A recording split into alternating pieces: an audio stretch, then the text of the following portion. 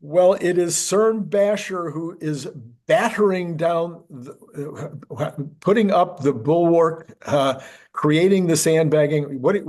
I hear you're prepping for hurricane. We are. Currently, as it stands, Hurricane Milton is hitting directly for us. I'm so glad it wasn't Hurricane Kirk. Yeah, that one made a right-hand turn in the Atlantic. Yeah, I think yeah. it's heading for Paris, though, if I'm not mistaken. Paris. So I guess I wanted to get in on that Olympic action. I see. I see. Well, you know those Kirks. You never know what they're going to do. Yes. So Milton, though, is bearing directly down upon you. It is, although I don't want people to worry. We're 10 miles from the coast. The record storm surge that they're predicting should not affect us. We're not in any kind of evacuation zone. Right. They're asking people in three evacuation zones to get out, Right. and we're not anywhere near those. So we should be safe from that, which will be the worst part of the storm. The storm is expected to weaken as it hits land, and so the winds should be less. But if we're going to take any damage, it'll be from wind. Okay. And in any case, it'll be exciting. Exactly. That's Excitement guaranteed, as Elon likes to say. that's right. That's right. Okay. Well, and then while all that's taking place, you then got a ticket. I did. Yes. I did. I was excited when I first received it, and then instantly I knew that I couldn't accept it or use it. So yeah, yesterday at 12:30, I received the Wii Robot invite, Ah. and you know, I wish I would have received it a few days earlier. I could have made some better plans, but as it stands now, it's not really feasible to leave here, and I wouldn't want to leave my family Right. alone to deal with whatever may happen here. Yes. So yeah, unfortunately, it's yeah, I can't go. Oh man. Well, if it clears out really fast, maybe you could jump on a plane on Thursday morning early and you know, Well, the storm is expected to hit us Wednesday night and through oh the Wednesday. night into Thursday morning. So it's highly unlikely that the airport will be operational. Well, but in your good spirit, we know, of course, that you have a positive attitude all the time. You have still put together a slideshow for us about the event on Thursday, even though Yeah, you, and I'm excited to watch the event, even though I can't be there. Even if our internet goes out, even if our power goes out, I have a Cybertruck with plenty of power, and I have Starlink. yeah, So I shouldn't have any excuse to not see it. that's right. That's right. Yes. Yep. And if uh, the folks at Tesla are wondering what to do with Cern Basher's ticket, send it to Brian. But if Brian White already has one, then send it to me because I'll be sitting at the front door of the event, hoping for some method for getting in. We'll see what happens. Cern. Yeah, as soon as I received the ticket, actually, I did reach out to Travis Axelrod, Tesla's IR head, and asked him if it was possible to give my ticket to Brian White. Right. So I hope that that is feasible. I hope Brian gets to go. I hope that you get to go, Randy. Right. Yeah, that would be great. Yep. All right. Well, let's take a look at what you think about Thursday. What are your, I've seen a little bit of some of your thoughts about Thursday, but I'm sure you'll surprise us. Yeah. So as we're facing, maybe record storms, here's a record attempt that was pretty cool. This is 902 Teslas in Finland. 902. So I guess that's as many Teslas as you can fit around a track. This was pretty impressive. Pretty impressive.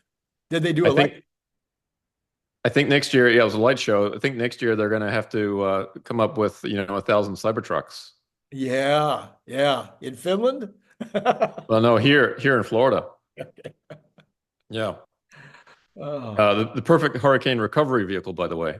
yes, of course. With Absolutely. all the gas stations being out of fuel, the Cybertruck is perfect. Yeah. Yeah. All right, so Randy, you may recall this thumbnail. I'm guessing you're not feeling quite as confused now that we're on the eve of the event. Yeah, yeah. It was 8-8. What happened, Yeah. So let's make some announcements early, shall we? Okay, all right. Okay. So one thing I think Tesla's going to announce for sure, this is guaranteed. Okay. Okay, This is in the guaranteed column, okay. that the frunk of a Tesla now can be used for fishing and holding live fish. So you catch the fish in a net, you dump it in your frunk, and then from there you can process them further. Great. Well, You could take it straight to market and the fish would be alive still. this person had a good haul. Yeah. Yeah. Very good haul. I think some of the fish actually didn't stay in the frunk. They Jumped out. flopped out. Wow. Yeah. Oh. Another So use. that's in the guaranteed camp, Randy. Okay. All right. Okay. Another guarantee is this. Here's a preview image of what the Cybercab will look like.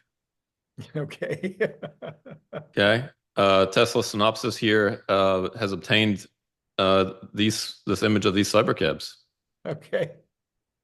So I think that's pretty much a guarantee. Okay. All right. Yeah. Pretty aerodynamic looking, pretty cyber-ish looking. Yep. And then I think another one is a van. I'm convinced that we're going to see a van. All right. If it looks like this, I guess that would be okay. But we'll see what the design choices are. And this would be like a 6 or 7, 8 passenger van. I think as many people as you could fit in. Yeah. Okay. Yeah. It'd be like kind of like one of those clown cars. You just try to fit as many people as you can. We know for sure that the event was delayed, however, because Elon said that he requested an important design change to the front. Yes. So we've all kind of puzzled about what that means. Right. And by the way, the extra time allows us to show off a few other things. Yes. In my book, a few is 3 or 4. Is that your definition of a few? Yeah. Yeah. So interestingly, though, expectations are pretty low. Here's one site that's saying Tesla may not even have real cars at the Robotaxi launch event. It may show some pretty pictures of cars that may someday exist. Oh, Jalopnik, I saw the headline, but I didn't read it. They don't even think it's going to be like a prototype car. Just some pretty pictures. Just pictures. All right. That'll be I mean, they could just show our slides. We've been doing this for weeks now. Lots of pretty pictures. Yeah, I think Jalopnik's going to regret this one. Yeah, no, it's just humor at this point. Yeah.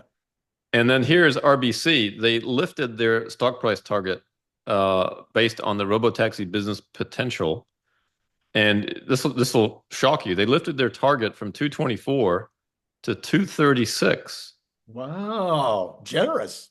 Really, really impressive. And it's interesting because they're saying that for the first time, it will highlight a business that represents 153 billion of revenue for Tesla. 153 billion. Which only impacts the stock price by $12, $14. $10 a share, $12 a share. Seems strange. It does. 153 billion. Whoa. And they're even talking about 1.7 trillion in global revenue by year 2040, and yet it doesn't move their stock price. So they're using a pretty big discount rate here. They are. Yeah. And of course, it all comes back to deliveries and how deliveries were lower than expected. Right. And then also in the humor camp, our friend Tony Bernstein says this morning that it will be difficult for Tesla to leapfrog existing players like Uber and Waymo. And that even if they do, those other companies will catch up in like a year. Yeah. Has he not paid any attention to the plan? I mean, to the theory, to the idea of the plan? Seemingly no. No. Or either that, or he thinks that 0 people are going to allow their personal vehicles to be put into the system. He seems to ignore all those things. He said this morning that Waymo has a perfect track record. Oh. And I actually called him out on that. I reposted this and added some information that said basically Tony's lying here per Waymo's own Yeah. reporting there have been accidents. Oh, yes, absolutely. Yeah. There was a big long report yesterday. You might have seen it. I think it was Rains on X was reporting, they have critical disengagements every 2,100 miles, I think. Yeah, I think it's 2,100 miles. And that's critical disengagements that we know about for sure. Yeah. Wrong way driving, running red lights, things of this nature. Yeah, and there's also some sort of uncertainty about what classifies as a disengagement Right. and under what circumstances. Right. If a human driver takes over a vehicle in some way, is that a disengagement or not? Yeah, yeah. That kind of stuff. So there's some issues there. And Tony here in his interview was sort of calling out Tesla for saying, well, they're just self-reporting their data. No one knows. And it's like, well, that's probably also the issue with these other companies. Yeah, but Tesla, if they're self-reporting their data, this is the same data they're going to be putting in front of regulators. So they do have to, pretty You better be careful. better be careful. Yep. Also be an SEC violation. Minor detail, Randy. Minor detail. And then Waymo's out yesterday announcing a deal with Hyundai to use their vehicles in their fleet. Mm-hmm. So they're trying to get a little bit of a jump on some of Tesla's news. Mm-hmm. Mm-hmm. Does that put some cold water on a Hyundai FSD licensing? Maybe, maybe not. Yeah. So as I think about this event, obviously there is a wide range of expectations, and we'll get into some of the details in a second, but no matter what, the stock price is going to react in some fashion. Some fashion, yeah. Right? Up or down the next day. Up or down or not. Yeah. Right. And if it goes down a meaningful amount, people are going to say, oh, look, the market is disappointed with what Elon outlined. Right. They don't believe it, or, it's not a big deal. It's not going to change anything. And I just like to remind people that when Apple, for example, rolled out the iPhone in January of 2007, you can see it's hidden here a little bit, but the stock price did go up by a fairly healthy amount over, a short period of time. Uh-huh. But then it lost all that, and it was trading back lower than it was pre-announcement. Huh. Right. And then since then, the stock basically is up about 100x roughly. Right, yes.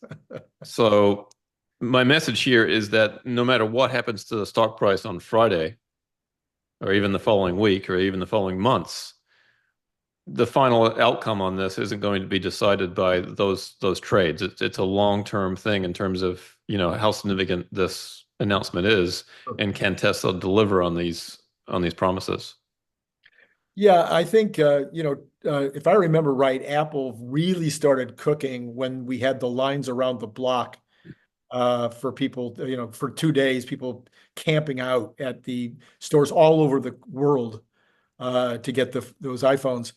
Yeah. That's when things really took off. And the similar thing that I could imagine would be a month in or 2 months in after robotaxis are actually happening without drivers. Maybe even with drivers, maybe even if you have supervised rides, but a month after there's an actual business and the stats start to come in terms of what people are making and how many miles are being driven, I think that could be where you start to see a significant move. It's highly likely. Yeah. My main message here is that there's a high chance that the market fails to understand the significance of what they're seeing. Right. So here's another example with NVIDIA. It was in August of 2016 that they delivered their first AI supercomputer to OpenAI, with Elon standing right there. Right. Since then, the stock is up about 85 times. Right. And again, with all kinds of drops along the way. Big drops, 50% kind of declines. Yeah. So, again, it wouldn't surprise me to see some negative reaction to Tesla's announcement, but my message is it's not really that meaningful. Oh. And actually, we can look at Tesla itself when they rolled out the Model 3. This is in March of 2016. The stock went sideways and actually went down. It went down about 22% ultimately to its low there. Wow. And then went sideways for a long time. and they kind of went through the production hell period and all that. But the Model 3 in the end was the turning point for the company. Right. Mm-hmm. And certainly the Model Y as well, but the Model 3 was critical. And so this is another example of people maybe not recognizing the importance of something that's being announced. Sure. All right. So let's just take a step back for a second, Randy, and ask ourselves, why is all this so important? Why is autonomous vehicles so important? And there's two things. One is the health of people, right? Getting off fossil fuels. We know that, you know, breathing in exhaust and fumes and all the problems from cars and trucks is terrible for our health. Mm-hmm. Number one. Number two is that thousands of people are dying every year under our current system of transportation. Mm-hmm. Mm-hmm. In the US, it's equivalent to a Boeing 737 crashing every couple of days. Using Boeing right now in this way seems like Yeah. it seems like piling on, Cern. Well, you know, sometimes it's warranted, Randy. Okay, I could say Airbus then, Okay, Airbus. right? And if this was happening, if airplanes were falling out of the sky with this frequency, none of us would be flying anymore, Right. right? The whole fleet worldwide would be grounded. And yet for vehicles, we accept this, Yeah. right? Which is kind of staggering. And in the US, you know, 35 to 40 some thousand people die every year on our roads. Yeah. And that is just something that is accepted. And it's accepted because there's no viable alternative, Mm-hmm. right? Our economic system demands it. So that you know, we just have to accept these deaths. But you know, and the challenge with this is it's actually very economically expensive. And there are some numbers in trouble. Here we go. For the 36,000 people that died in 2019, which was the low point on this chart. Mm-hmm. Here are the numbers, right? It's 4.5 million people injured, damaged 23 million vehicles, $340 billion cost, right? So like $1,000 per person for each of the 300 and some million people in the US. Oh. And it cost us about 1.6% of our GDP Mm-hmm. annually. Mm-hmm. Mm-hmm. Right. And then there's some further, you know, information here about the cost of taxpayers and then the lifetime economic cost, you know, for each fatality, 1.6 million. The cost for each critically injured survivor costs almost $1 million. Mm. Right. So let's just keep in mind the costs of the current system as we have it today, not just to operate vehicles, but the human cost. Sure. And then the economic cost associated with death and injury. Right. And then the damage to property and the future medical expenses and congestion costs, the quality of life, you know, effects from our current system of transportation is actually very costly. Yeah. Okay. Mm-hmm. Got it. All right. Per the data that the United States tracks for accidents in this country, we have 1.82 accidents per million miles driven. That's the reported accident rate. Okay. Now, we also know that many accidents go unreported, and most of those are pretty minor little fender benders. Don't bother reporting it if you hit a pole in the parking lot. Or even two cars might bump each other and they don't report it. But it's likely that the accident rate is probably double the reported rate. Sure. Okay, so say 3.6 accidents per million. That means in your lifetime, 90-year lifetime, that you would be involved in between 2 to 5 accidents over the course of your lifetime, on average, if those numbers are correct. Mm-hmm. Now, if you were 25 years old and you say, well, I've already been involved in 10 accidents, then that might say something about you, or it might say that the accident rate actually is higher than these numbers. Right. Maybe both. If you're super old like me, and you've had way more accidents than in your lifetime, it might be a reflection of how many accidents the country used to have compared. Yes, that's true. Yeah, certainly vehicle safety has improved over time. That's a good point. Yeah. And so you can see then the importance of getting the accident rate down to 1 per 10 million or 1 per 100 million. You get to the point where you wouldn't expect in a lifetime to be involved in any accident. Right. And that's where the reliability numbers come in, the march of nines that people talk about. Ideally, you want to get to 99.99, 6 nines of reliability, and that way the chances of getting in an accident would be very, very minimal over the course of one's lifetime. Mm-hmm. Okay. So Tesla reports some data on this. James Dalma here is saying, here's your quarterly reminder that robots are getting better and humans aren't. Over the last 5 years, autopilot accident rate has halved, while human-driven Tesla accident rate has risen 15%. And even human-driven Teslas are safer than just the average vehicle in the U.S. Mm-hmm. Now, that might be because the average vehicle in the U.S.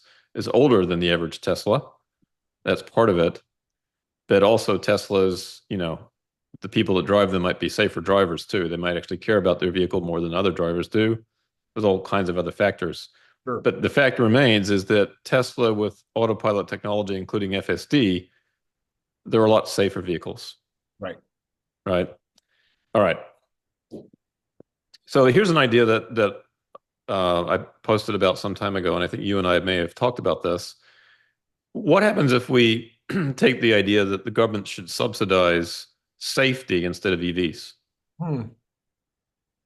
Right. Well, the biggest issue is not necessarily, gas versus EV, although that's bad. We want to get off fossil fuels, but what we really want to do is protect human life. Right. And health, life and health. Yes. Right. And so subsidizing EVs is kind of, I guess, a backdoor way of doing that, and that's one step. Mm-hmm. But what happens if the government would mandate a technology like FSD at some point? Yes. Right. And you've got software that, as I say here, could cause the vehicle to safely pull over if you fall asleep. Mm-hmm. Mm-hmm. Or even makes it difficult to crash into things. The software is constantly calculating the probability of hitting stuff. And if you're going too close, it just takes corrective action. Right, right.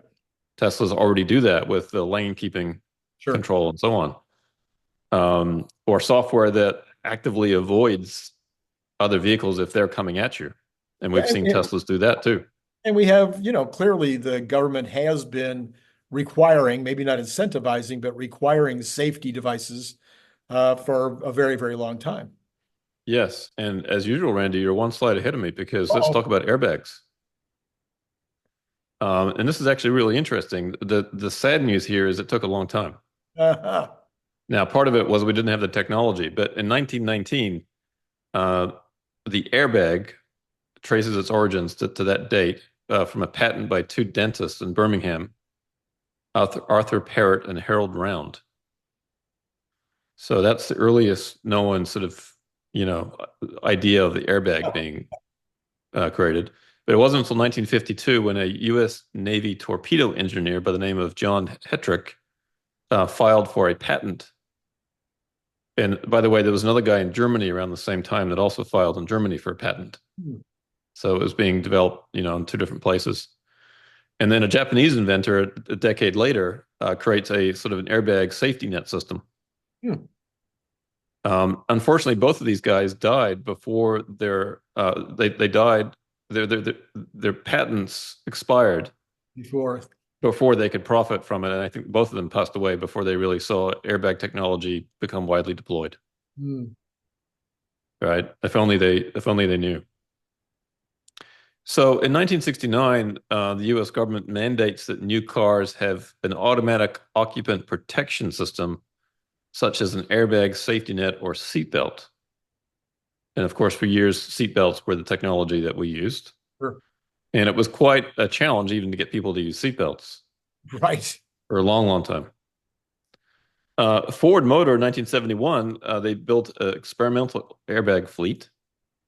GM in 1973 installed airbags in a government fleet of Chevrolet Impalas. And Buick, Cadillac, and Oldsmobile started offering airbags as an option in their vehicles in 1974. Mm. And then in 1984, the government required cars produced after 1989, April 1st, 1989, to have a passive restraint for the driver, such as an airbag or automatic seatbelt. Well, I remember those automatic seatbelts. Yeah. And then Chrysler made a driver's side airbag standard for its models. And then we had the first accident between two airbag-equipped vehicles. Mm. And that showed the effectiveness of airbags. And then that's where things really got rolling at that point. So in 1991, the US government mandates that all new cars have dual front airbags. And that mandate went into effect in 1998. Mm. So that took a while, right? I guess the industry said, hey, we need time to figure this out. And then that mandate was extended to light trucks in 1999. And by 2009, the Europeans caught up with us and they mandated it as well. Wow. So unfortunately, for FSD, we're seeing the same thing in Europe. So, there's a history of new technology being adopted. In this case, it took a long time. Yeah, like almost 100 years. Yeah. Now, hopefully things will move a lot quicker this time. Yeah. We'll see. I hope that Elon doesn't leave us without seeing FSD change the world. Yeah. And then, of course, we have just the problems of human drivers themselves, right? We're pretty terrible. Yeah. Here's an image here of a white truck going through a red light when all the other cars have been driving through for a while. It's not like the light just turned red. This guy just decided he would just keep going. Human drivers are dangerous.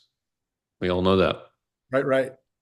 So based on the data that we have for Tesla, they're already clearly the safest vehicles on the planet. And if we back out some of the data that we have on FSD, although it's hard to know for sure, these are some estimates, that Tesla with supervised FSD, you're at 99.59s reliable. Hmm. So pretty remarkable. Right. Okay. Now, again, this is difficult because we don't actually have the hard data from Tesla. This is some estimates from some of the data that they report. Okay. So there's a margin of error around some of these numbers, but clearly driving a Tesla with FSD makes the vehicle much, much safer. Right. Okay. All right. Here's the problem. So let's get back down to reality now. So let's say Tesla announced on Thursday that they're going to start a robotaxi fleet of some kind. Mm-hmm. Let's say they took the bold step and said, okay, we are going to roll out an unsupervised fleet. We're prepared to do that. Here's the potential problem as I see it. Right. If the reliability is 99.999, three nines, then the number of accidents per vehicle per year would be 0.41. That sounds low. Mm-hmm. But when you start talking about things at scale, you start to see the problem. So if you had a fleet size of 100,000, that's 14,000 accidents a year potentially. Mm. Now I'm saying number of issues per year. An issue might not be an accident, but let's just assume for now these are accidents. Okay. Okay. At 1 million, now you're looking at 140,000 accidents per year. Mm-hmm. So how many lawyers does Tesla want to hire to deal with the potential lawsuits from this? Now, that's the total number of accidents, but it doesn't necessarily mean caused accidents. No, it doesn't. Now, the nice thing is the cars have cameras, the cars have all the data to know what the car was doing before the accident. Did the car try to avoid the accident? Did the car cause it? That should be fairly easily determined. Mm-hmm. But still, given the sheer number, Sure. at that reliability rate, it would still be a very expensive proposition to have to prove to somebody that the cars were at fault or not. Now, as the reliability improves, as we work our way across this chart to the right, you can see for different fleet sizes how the number of accidents or issues per year go down. Right. So when you get to a fleet size, let's say of 100 million vehicles at some point, okay, which might be a global robotaxi fleet one day, you need, 6 nines, 99 and 6 nines reliability, and you still have 14,000 accidents to deal with every year. Right. Now, when you look at this, you say, okay, that's still a big number. That's crazy. How's that going to work? Well, it could work because at that kind of scale, you've got plenty of legal budget per vehicle to hire enough lawyers to deal with it. Right. Right. And so what I did here was say, okay, with a fleet size of 100,000, if each vehicle generates $100,000 a year in revenue, then that's annual revenue of 10 billion. Yeah. Right. And for each accident, then you've got, $714,000 of potential legal budget if you spent all the revenue. Right. And we have to assume that only a fraction of those accidents will involve an injury. Only a fraction of those injuries fraction of those accidents will have substantial body damage. Some fraction will be not the car's fault. Right. Yeah, I'm just sort of pointing out the potential cost, in a very rough way. And let's say the fleet then scales to 1 million and your revenue per vehicle is down to 80,000. Now you're at 80 billion in revenue. And if you are at the same time able to improve reliability to 4 nines, then you've got, $6 million of revenue per vehicle to spend on defending yourself. Right. And that's assuming, again, you're spending all the revenue on legal defense. Exactly. Yes. Right. Obviously, you wouldn't want this, but I'm just sort of showing that as the fleet scales and as reliability improves, the amount that you've got at your disposal to deal with these legal challenges that may come increases in a pretty large way. Okay. So when Tesla does the cost benefit analysis on this, they may say, you know what, it's worth the risk. We may have to hire a lot of lawyers, and it could be a growth industry again for lawyers for a period of time. But it may still be worth it. Well, it won't be a growth industry for lawyers because theoretically, this will be less accidents that would have occurred total. It'll be a growth industry for Tesla employed lawyers, but overall lawyers will lose business, which. Good point. You're right. Yep. That would be a growth industry for lawyers within Tesla. Yeah, that's right. But the whole industry would need fewer. Right. Exactly right. So I just wanted to sort of, frame it up this way a little bit, just to give folks some understanding of this at scale. You need to get the accident rate down as low as possible so that you don't have as many accidents to deal with, because, how many is the company going to be able to deal with? Actually, I think the PR issue will be bigger than the legal issue. Yeah. Because every time there's an accident for a while, it'll be a big deal. Yeah. And the good news is there'll be plenty of data. We'll be able to analyze that versus, human-driven vehicles. We'll be able to see, who's at fault much easier because of the cameras. Right. If we only had cameras on every vehicle today for every accident, what a difference that would make. So as much as this may seem costly and expensive, I think it still can work, over time. Okay. So we talked about this, I think, last week. Made a few little changes to the bingo card, but this is for folks at home that, didn't get an invite and kind of want to play along. And also last week, Randy, we talked about some of the expectations that people have for what they would like to see or what Elon will talk about at the event. Yes. And we went through most of this last week, but I just wanted to let you know that there's now 2 pages of expectations. Oh, wow. And if you'd like, we can spend a little bit of time on this, or we can skip over it. It's up to you.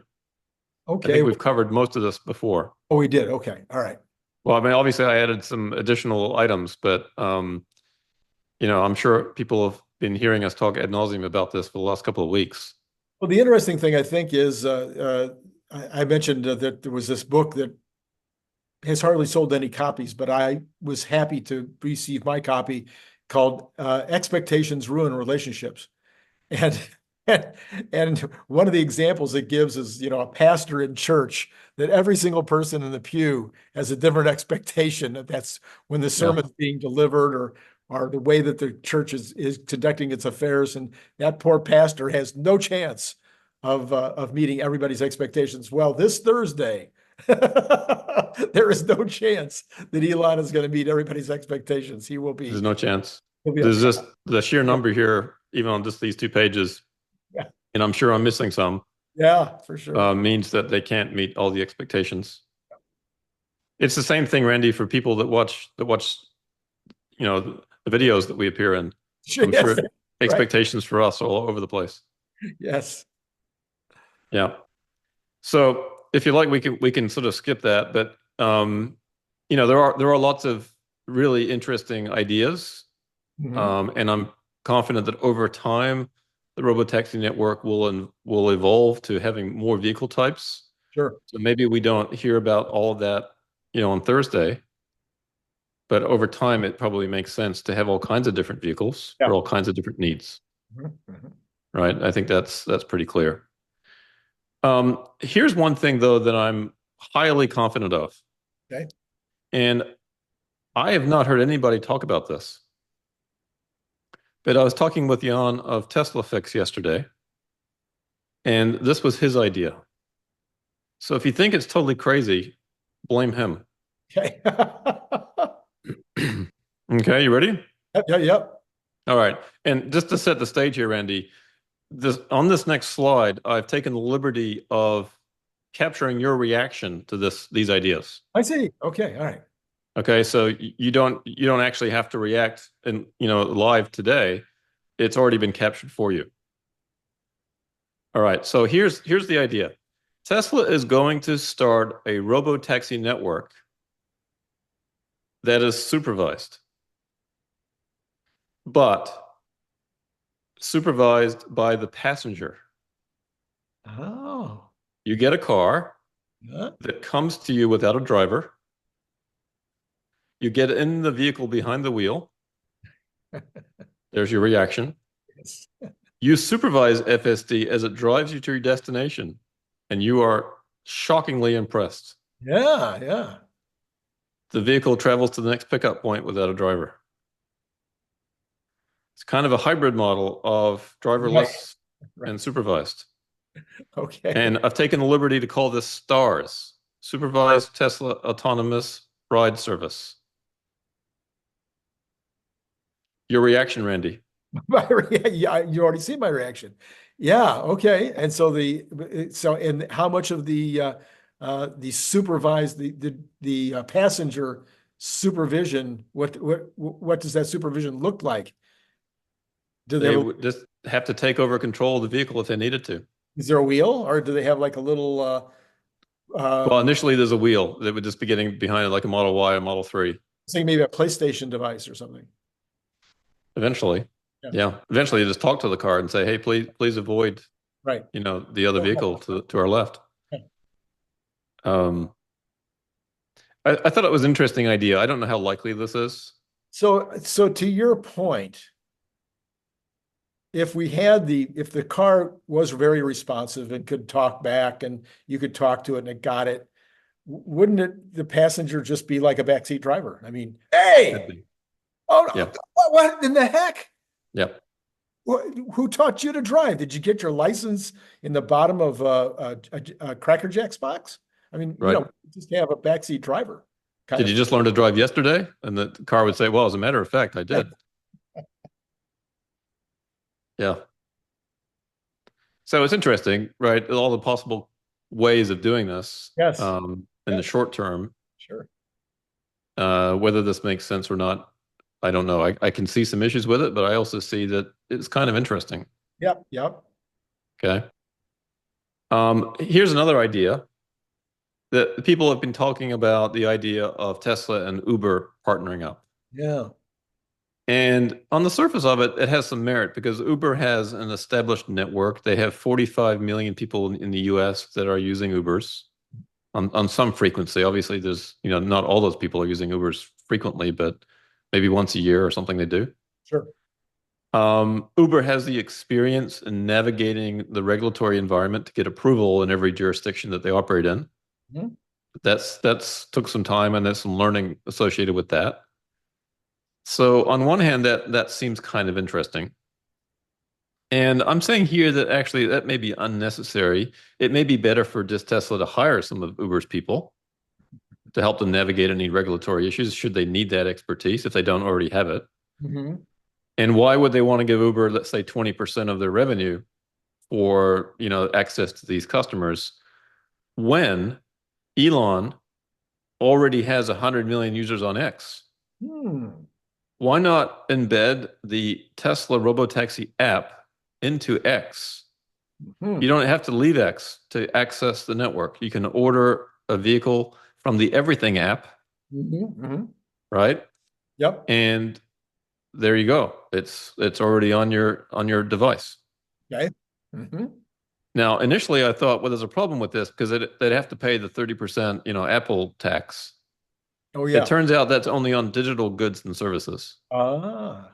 So when I get an Uber on my iPhone, I'm not paying Apple 30% of what I pay Uber, Mm. right? Or when I buy Right. stuff from Amazon from my app on the iPhone, Amazon is not giving 30% of that revenue to Apple. It's just a digital good or service. Mhm. Mhm. So a subscription to X, for example. Um, so what do you think of this idea, Randy? Yeah, so it's interesting because we mentioned it this morning.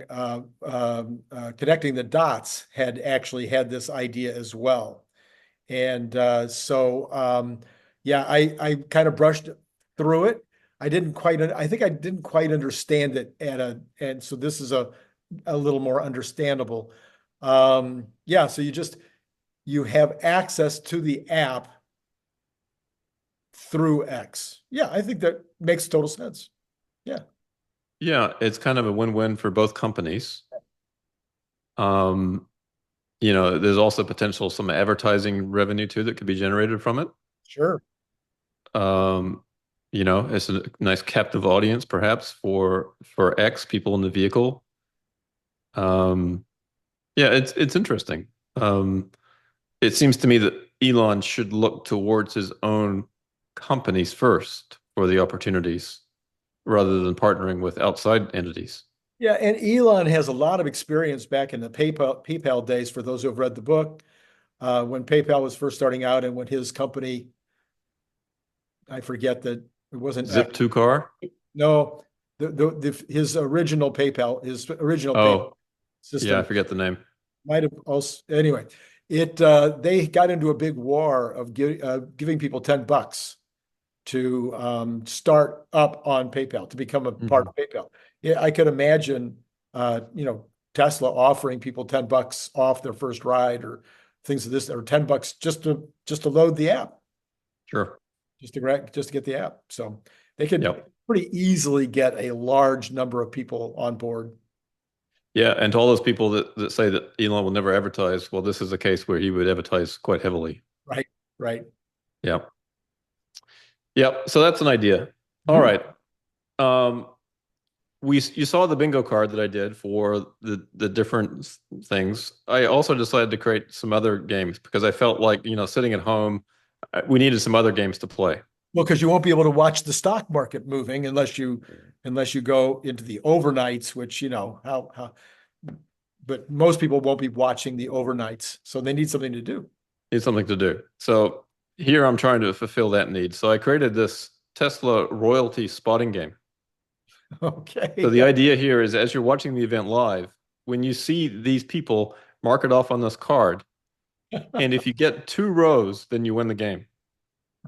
Now it's a row vertically, horizontally, or diagonally. I see. I see. Okay. So on the top row, we have Tesla Boomer Mama, Alexander Mertz, and we have Jeff Lutz on the other side. And if you see Jay Leno, Joe Rogan, and May Musk there, then you get that line. Wow. Yeah. Yeah. Okay. Now, as you know, in bingo, the center square is always free. So Elon being the king, Right. he's in the center. Right. That's a free square. You're going to see him for sure. Uh-huh. And then all these other folks. Okay. All Do you right. see a particular line, Randy, that you feel guaranteed is a winner? Oh, wow. Uh, yeah, well, it's a matter of will Jay Leno actually be there, to be able to be spotted, or Shaq. Right. So those are hard ones. It's Los Angeles, so you've got to expect Yeah, some big names will be there. yeah, yeah. I would. It's hard call here.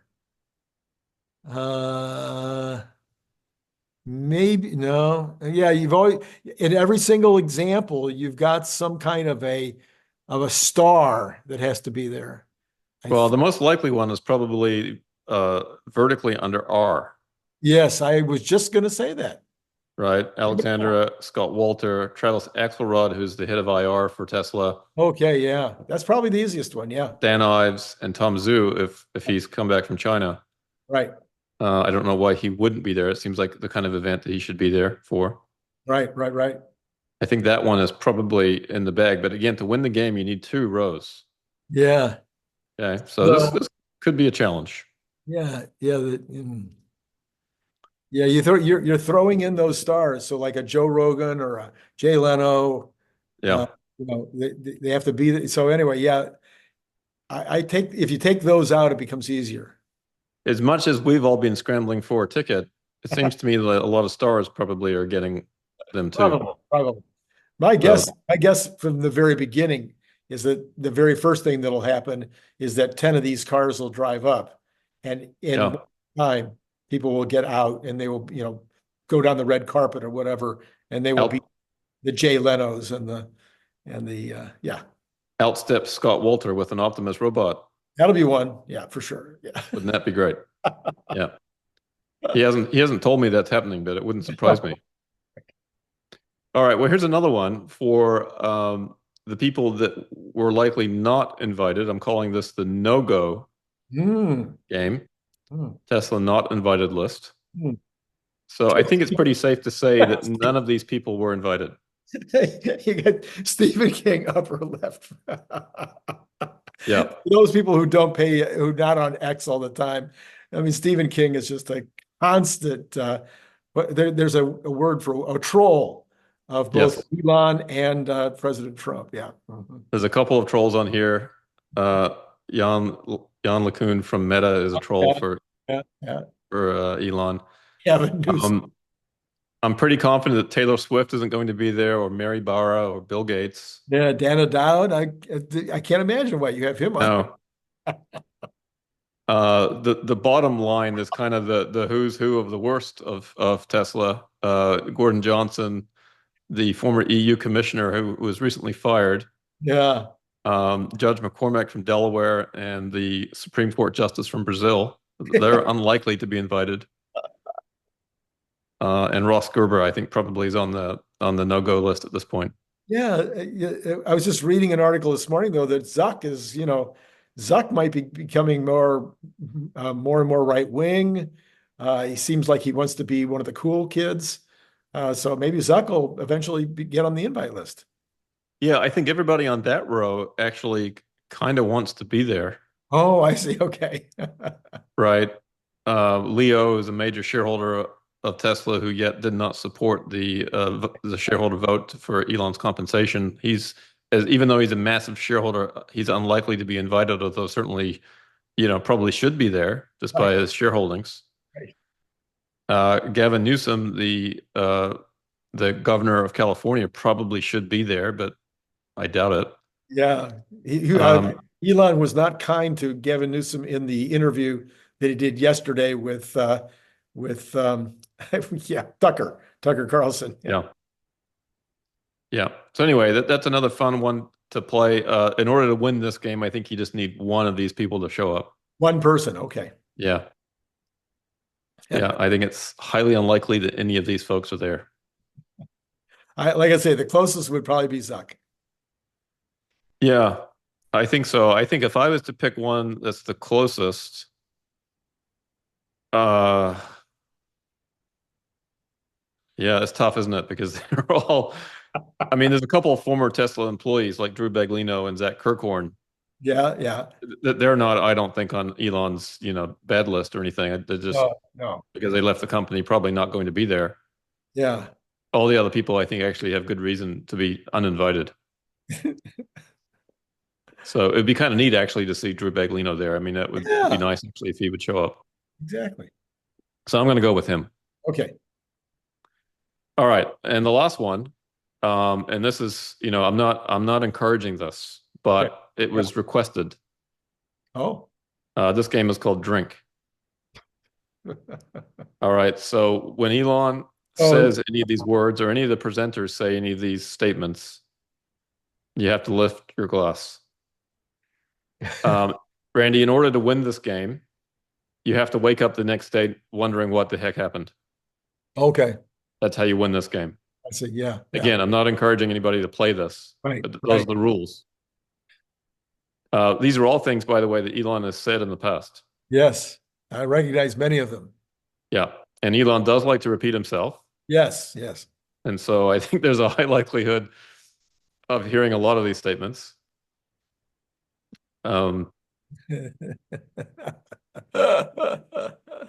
Makes money while you sleep. There you go. Yeah.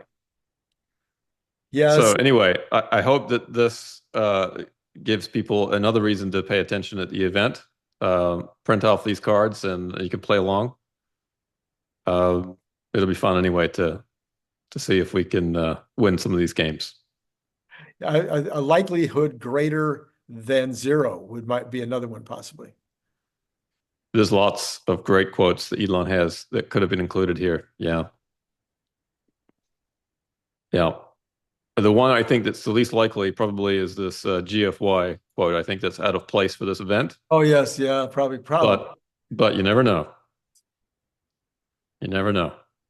Elon does seem to be in particularly good mood lately. Very good mood. He was jumping around on a stage the other day, I understand. Yeah.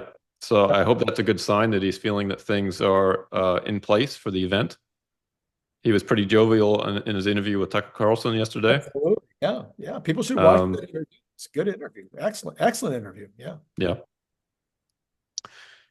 So those are the expectations for the event, Randy. Okay. All right. A very different kind of presentation, of course. Would we expect anything different?